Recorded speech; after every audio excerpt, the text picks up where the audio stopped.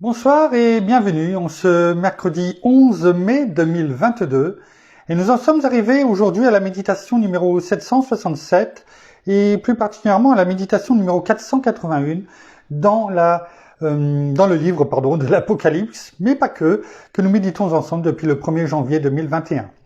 Avant de poursuivre dans notre méditation du jour, prions. Père, dans le nom de Jésus, bien-aimé Saint-Esprit, aujourd'hui, lors d'un partage, il était écrit « La compassion, c'est l'amour en action ». Alors oui, tout comme notre Seigneur Jésus, lorsqu'il est venu sur la terre, pour nous montrer qui il était, combien notre Père nous aimait, combien, il doit être notre exemple parfait. Il nous a montré ce qu'était la compassion. Il aimait, non pas, ceux qu'il avait choisis, il aimait tout le monde. Il avait compassion de toutes les foules qu'il voyait. Et cela ne l'a pas empêché. Pourtant, il savait bien que beaucoup d'entre eux ne le suivraient pas. Peut-être que ne l'écouteraient, peut-être-il même pas. Et pourtant, il a eu compassion d'eux. Il les a aimés. Il est venu pour chacun d'entre nous. Ensuite, c'est à nous d'écouter et d'obéir. Alors, que cette compassion, nous qui avons, Christ en nous, son caractère, puisse se voir à l'extérieur, lorsque nous parlons, lorsque les gens nous regardent, qu'ils voient la même compassion que notre Seigneur nous a montrée, nous a donné en exemple. Que cela soit pour ta gloire, Père, dans le nom de Jésus. Merci, bien-aimé Saint-Esprit, pour une fois de plus encore ce soir, l'enseignement que tu vas nous distiller dans le nom de Jésus. Amen.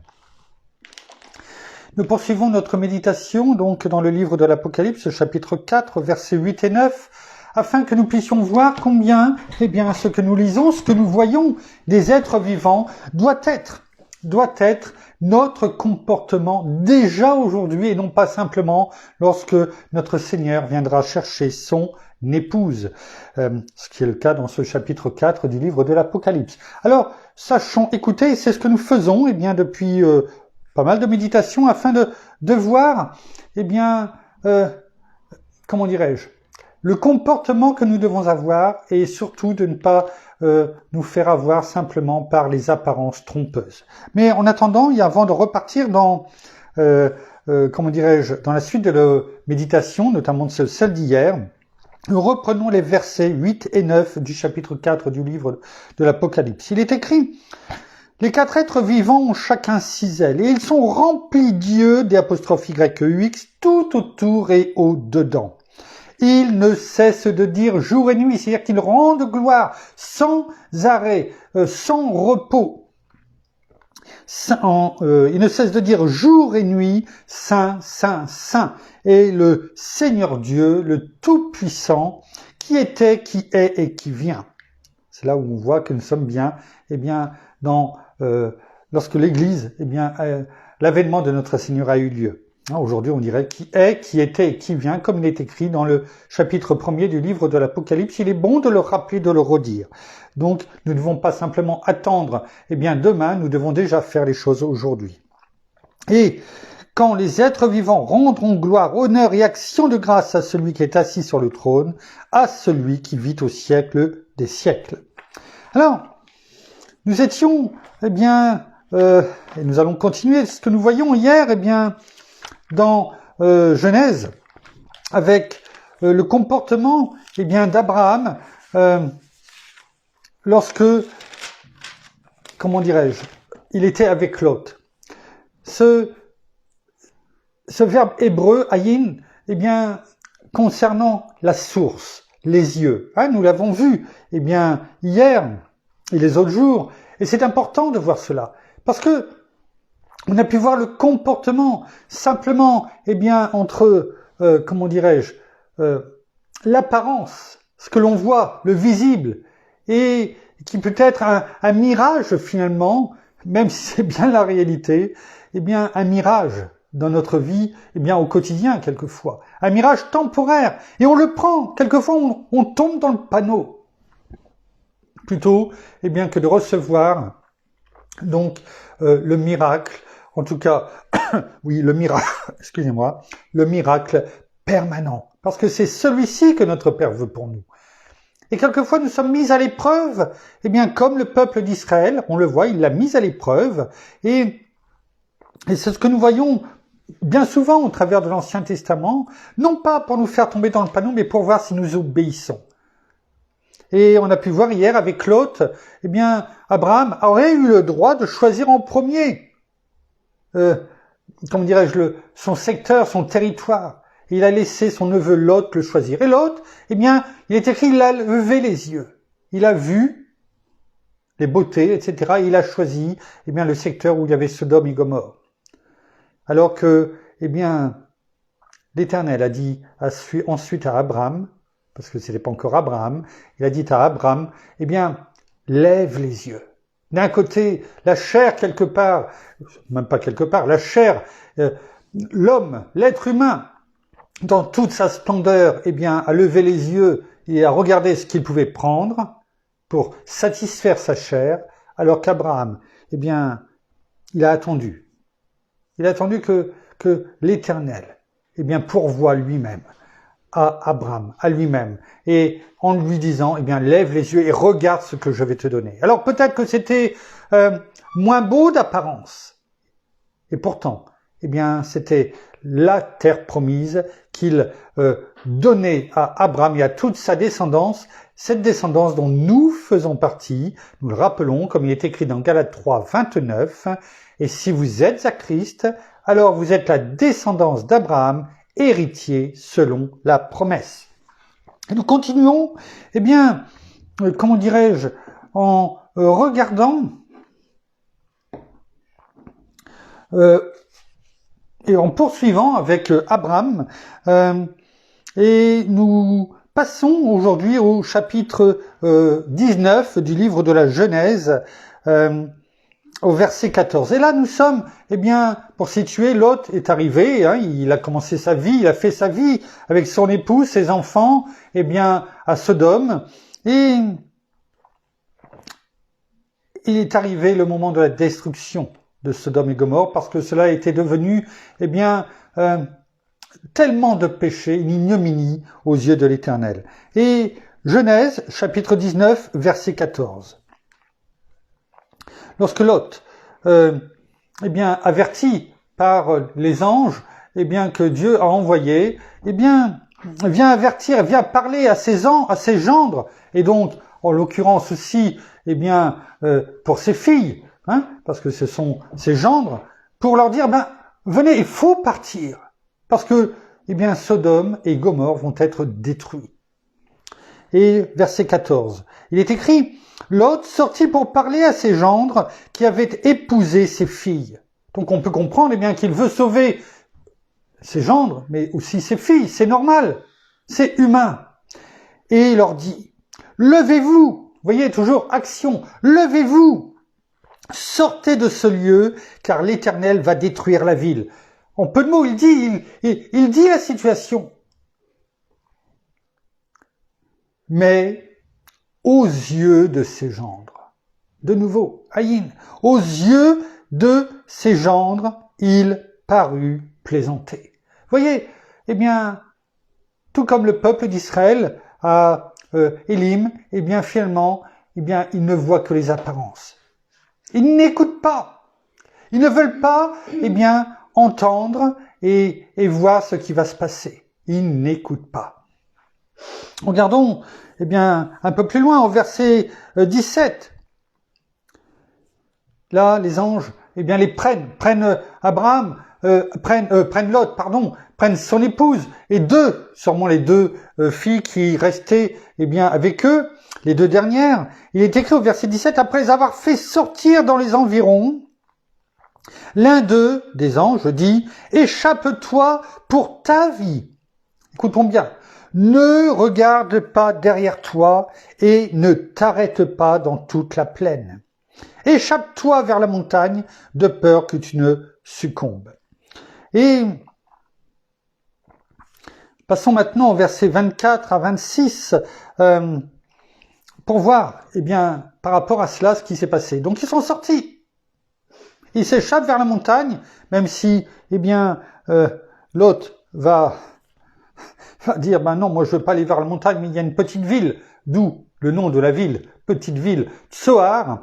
Eh bien, est-ce que je peux aller là-bas? Et même si, eh bien, cela lui a été accordé, mais cela aura des répercussions, bien sûr, plus tard. Mais restons, eh bien, ici, versets 24 à 26. Il est écrit, alors l'Éternel fit pleuvoir du ciel sur Sodome et sur Gomorrhe du soufre et du feu venant de l'Éternel. Bien entendu, eh bien, on comprend ici que ses gendres et ses filles, eh bien, ont été également et faisaient partie de la destruction, malheureusement. Donc, comme quoi, il ne faut pas se fier simplement aux apparences. Il faut aller chercher plus loin. Il faut écouter, il faut être à l'écoute. À l'écoute. On y reviendra tout à l'heure. Il bouleversa ces villes, toute la plaine, tous les habitants des villes et les plantes du sol.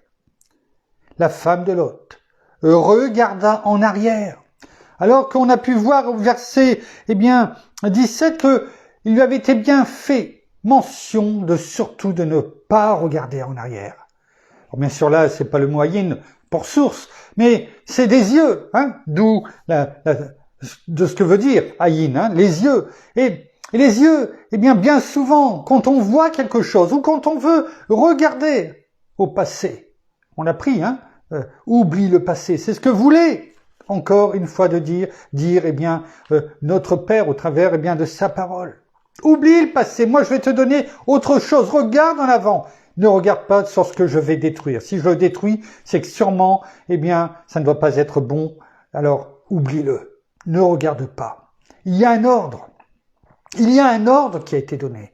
Et bien souvent, nous ignorons les ordres parce que nous ne voulons pas écouter. Oh, nous entendons, mais comme je crois, je l'ai dit hier ou avant-hier, bien souvent, ça rentre dans une oreille, ça sort de l'autre. Et on croit qu'on a tout le temps devant nous, qu'il n'y a pas besoin d'écouter, c'est pas grave. Et pourtant, on voit les conséquences, parce qu'il y a toujours une conséquence à la désobéissance. Toujours. Et avant toute chose, eh bien, pour nous. Parce que si la parole nous est donnée, et surtout s'il nous est donné un ordre de ne pas faire ou de faire, eh bien c'est pour notre bien. Pour nous et celui de notre famille. Bien souvent, peut-être qu'on reçoit au travers de notre lecture eh bien personnelle, au travers de nos méditations peut-être du soir, au travers de songes, ou en tout cas de visions nocturnes, des informations. Et puis bien souvent, eh bien, on dit non, ça doit être mes rêves. Mes pensées, peut-être. Demandons au bien-aimé Saint-Esprit de nous diriger, de nous montrer, de nous remontrer s'il y a besoin, si ça vient de Dieu, si ça vient de notre bien-aimé Saint-Esprit qui nous a montré les choses. Sachons, eh bien, être en connexion avec lui, le laisser nous rappeler et nous enseigner les choses. Notre bien-aimé Saint-Esprit est là pour ça. Le Seigneur l'a dit, c'est lui qui vous enseignera et vous rappellera toutes choses. Hein, qui vous enseignera toutes choses, et vous rappellera tout ce que je vous ai dit. Il veut nous instruire, il veut nous enseigner.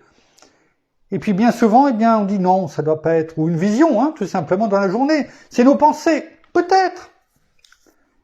Demandons les choses.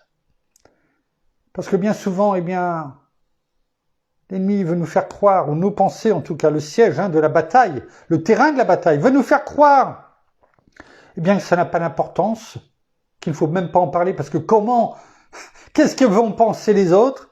Ils vont penser que je suis fou, que je suis folle. Ah oui, c'est encore ce que tu crois, etc.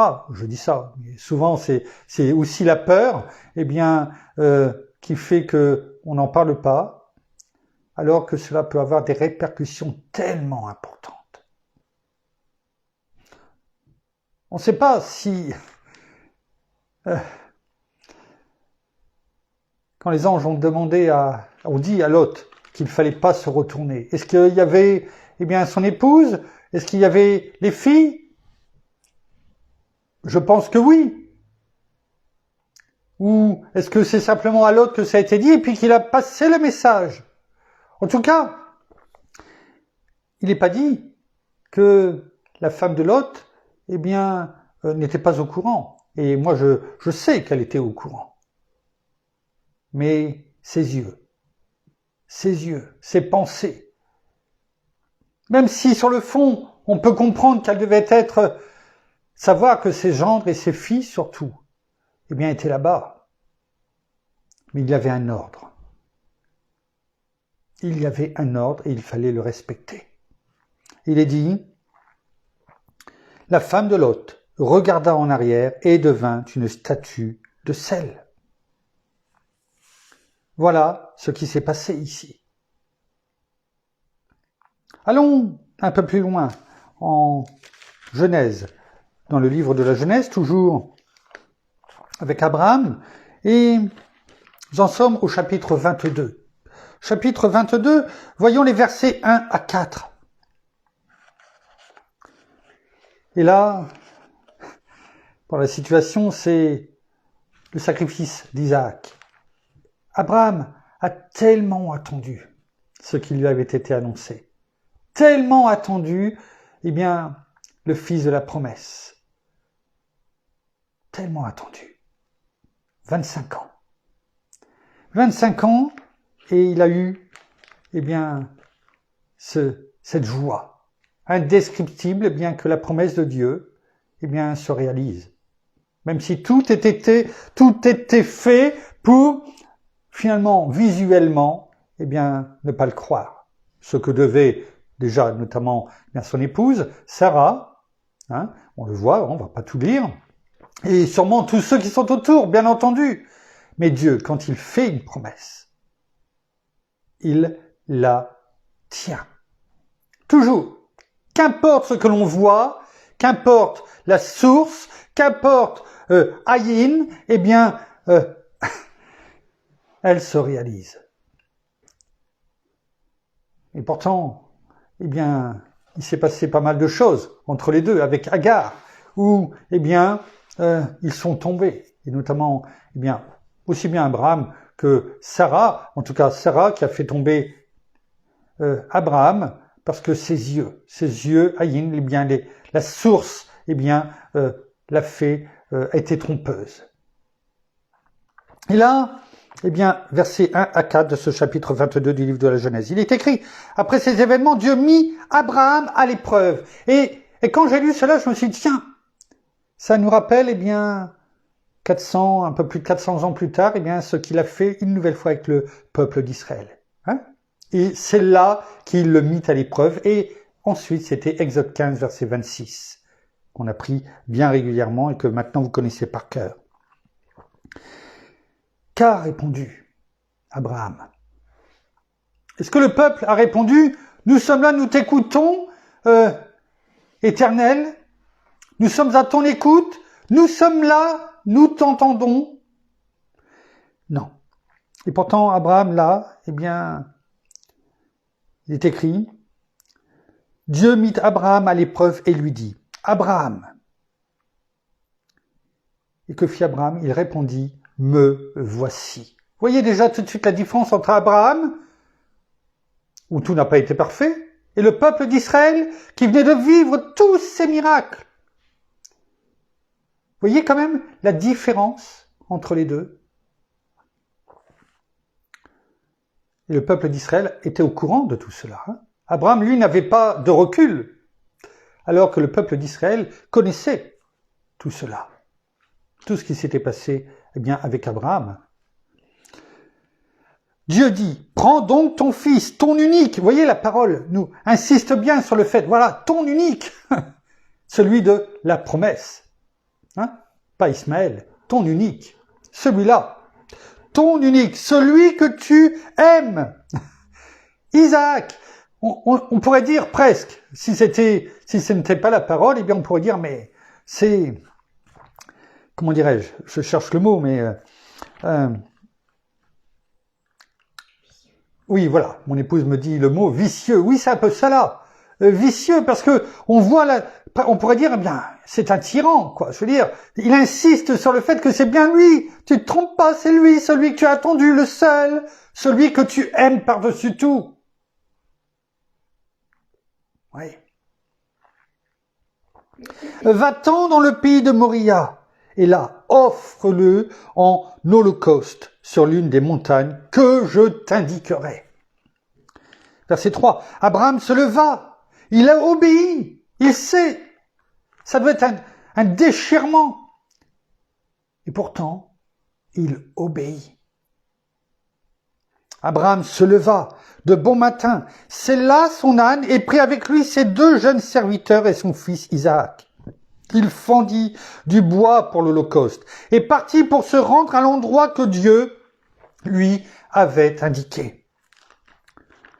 Le 3e jour, 3 jours, tout comme le peuple qui avait soif et qui a commencé à murmurer parce qu'ils avaient marché 3 jours sans avoir de l'eau à boire. Ils devaient en avoir, mais ils arrivaient au bout des réserves. Abraham, levant les yeux. Voyez, levant les yeux. Vers où? Vit l'endroit de loin, c'est-à-dire l'endroit, celui que Dieu, lui avait indiqué. Et à ce moment-là, mettons-nous aussi un petit peu à sa place. C'est pas une histoire, un conte, un songe pour endormir les enfants. C'est la réalité. Comment aurions-nous réagi en voyant que c'était l'endroit où on y arrivait? Au bout de 3 jours, il a dû cogiter pendant 3 jours. Il a dû cogiter.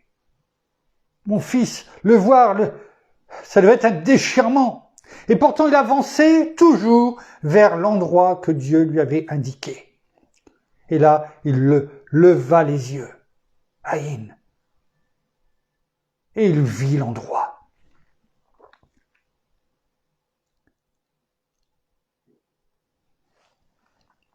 Allons un peu plus loin, versets 10 à 18.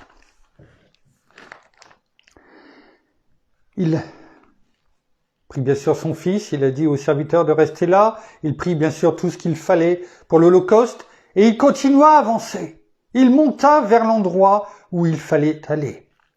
Puis Abraham, après avoir, construit l'autel, après avoir mis son fils Isaac sur l'autel, après l'avoir attaché, il prit son couteau pour faire ce que Dieu lui avait dit de faire. Offrir son fils Isaac, l'unique enfant, celui qu'il aimait, en holocauste. Puis Abraham étendit la main et prit le couteau pour égorger son fils. Alors, l'ange de l'Éternel l'appela du ciel et dit « Abraham, Abraham !» Il répondit « Me voici. » L'ange dit « N'étends pas ta main sur le jeune homme et ne lui fais rien, car j'ai reconnu maintenant que tu crains Dieu et que tu ne m'as pas refusé ton fils, ton unique. Je reconnais que tu m'as obéi. Jusqu'au bout. Jusqu'au bout du bout. Tu m'obéis. Abraham leva les yeux. Chaque fois qu'il a levé les yeux, c'était quand l'Éternel lui avait montré quelque chose ou lui a dit de lever les yeux. Abraham leva les yeux et vit par derrière un bélier retenu dans un buisson par les cornes. Alors Abraham alla prendre le bélier et l'offrit en holocauste à la place de son fils. Dieu interviendra toujours. À nous d'obéir, d'écouter, d'obéir. Et tout comme, on l'a déjà vu, Abraham, contrairement au peuple d'Israël, que Dieu avait amené à avoir ces 12 sources d'eau et ces 70 palmiers, et qui n'ont rien fait. Qu'a fait Abraham? Abraham donna à cet endroit le nom de Adonai Yireh, c'est-à-dire Yahvé Jireh, c'est-à-dire l'Éternel pourvoira. C'est pourquoi l'on dit aujourd'hui, sur la montagne de l'Éternel, il sera pourvu. L'Éternel pourvoit toujours. Il est toujours fidèle. Ce qu'il a fait pour Abraham, il le fait aussi pour nous. La seule chose, c'est que, est-ce que nous l'écoutons? Est-ce que nous sommes là tout de suite à dire, me voici quand il nous parle, quand il nous appelle? Et est-ce que nous sommes prêts à nous lever et à aller là où il nous dit, à faire ce qu'il nous dit, jusqu'au bout?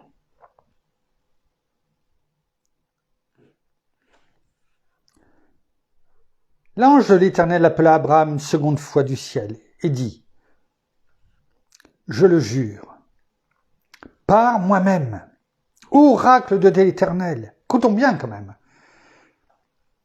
parce que tu as fait cela et que tu n'as pas refusé ton fils, ton unique, je te comblerai de bénédictions et je multiplierai ta descendance comme les étoiles du ciel et comme le sable qui est au bord de la mer. Ta descendance aura le contrôle de ses ennemis. Toutes les nations de la terre se diront bénies par ta descendance parce que tu as écouté ma voix. » Il y a toujours au-delà de ce qu'on peut espérer. À partir du moment où nous écoutons, où nous sommes, eh bien, comme les 4 êtres vivants dans la louange, dans le remerciement, dans les actions de grâce, c'est ça, le remerciement, envers notre Père, envers sa parole. Aujourd'hui, nous avons le privilège de connaître toute la parole. Nous l'avons devant nous, encore faut-il l'ouvrir, pour entendre notre Père nous parler, nous dire, eh bien, et nous appeler par notre nom, et de nous dire ce que nous devons faire. Nous ne sommes pas forcément appelés, eh bien, comme Abraham à partir dans le désert, bien sûr, mais écoutons ce qu'il nous dit, mettons en pratique ce qu'il nous dit dans sa parole. Comme il est dit dans Jean 14, verset 21, celui qui a mes commandements et qui les garde, c'est celui qui m'aime. C'est notre Seigneur Jésus qui dit cela. Commençons déjà par cela. Celui qui a mes commandements et qui les garde, c'est celui qui m'aime. Moi aussi, je l'aimerai et je me manifesterai à lui. Commençons tout simplement par cela. Ayons ce pas de foi. Mais commençons déjà par le début. Et il y aura toujours des bénédictions supplémentaires. Ce que n'a pas compris dans Exode 15, eh bien, le peuple d'Israël qui pourtant, eh bien, avait été sorti d'Égypte, où l'Éternel avait déjà pourvu. Et après Élim, notons que la mise à l'épreuve au travers du verset 26 d'Exode 15 pour le peuple d'Israël, c'est juste avant où il est dit, et c'est là où l'Éternel le mit à l'épreuve, c'est-à-dire le peuple, et c'est au verset 27, eh bien, qui les a amenés à Élim, pour voir finalement, eh bien, si leurs yeux physiques allaient les faire tomber, ou s'ils allaient écouter, eh bien, ce que Dieu leur avait dit, le verset précédent, et si c'était plutôt les yeux, leurs yeux spirituels, finalement, eh bien, qui allaient prendre le dessus, s'ils allaient faire le bon choix. On voit d'un côté Abraham, on voit d'un côté le peuple d'Israël, et nous verrons, eh bien, à partir de demain, eh bien, combien le peuple d'Israël, eh bien, n'a pas pris la bonne voie. On le sait déjà, on le dit, on l'a déjà dit, mais nous verrons. Et comme ça permettra de faire la comparaison avec ce qu'a fait Abraham. Son comportement, celui que nous devons avoir au quotidien. Et les bénédictions qui sont venues derrière. Et de l'autre côté, eh bien, ce qu'il en est advenu. Alors, pour terminer, parce qu'il n'avions pas eu le temps de le faire, eh bien, nous avions dit hier, en prière, détourne, c'était dans le psaume 119, verset 37, détourne mes regards des choses vaines et fais-moi vivre dans les voies que tu as tracées. Alors c'est justement bien ce verset fait partie du psaume 119 et on va prendre les versets 33 à 38, c'est en version Semeur pour chacun d'entre nous, pour nous exhorter. C'est une prière bien que nous faisons parce que quelle plus belle prière que nous pouvons faire que déclarer, proclamer la parole. Et c'est ce que nous voulons pour nous, pour chacun d'entre nous et pour notre famille. Il est écrit, versets 33-38 du psaume 119, « Ô Éternel, enseigne-moi le chemin de tes ordonnances, et je le suivrai jusqu'au bout, tout comme a fait Abraham. Donne-moi du discernement, contrairement au peuple d'Israël, et j'obéirai à ta loi. » Aujourd'hui, c'est la loi de notre Seigneur, le 1 égale 10. « Je la suivrai de tout mon cœur. Fais-moi marcher sur le sentier de tes commandements, car je m'y plais. Veuille incliner mon cœur vers tes enseignements plutôt que vers mes intérêts. » C'est tout ce que nous avons vu depuis 2-3 méditations. « Détourne mes regards des choses vaines et fais-moi vivre dans les voies que tu as tracées. Accomplis pour ton serviteur ce que tu as promis à ceux qui te révèrent. » C'est ça la crainte de l'Éternel. C'est pas cette peur physique, mais c'est cette révérence. C'est cela que nous voulons, que nous désirons ardemment, Père, dans le nom de Jésus. Merci. Nous allons terminer par la prière. Alléluia, gloire à ton Saint. Merci une fois de plus encore pour tout ce que tu nous montres.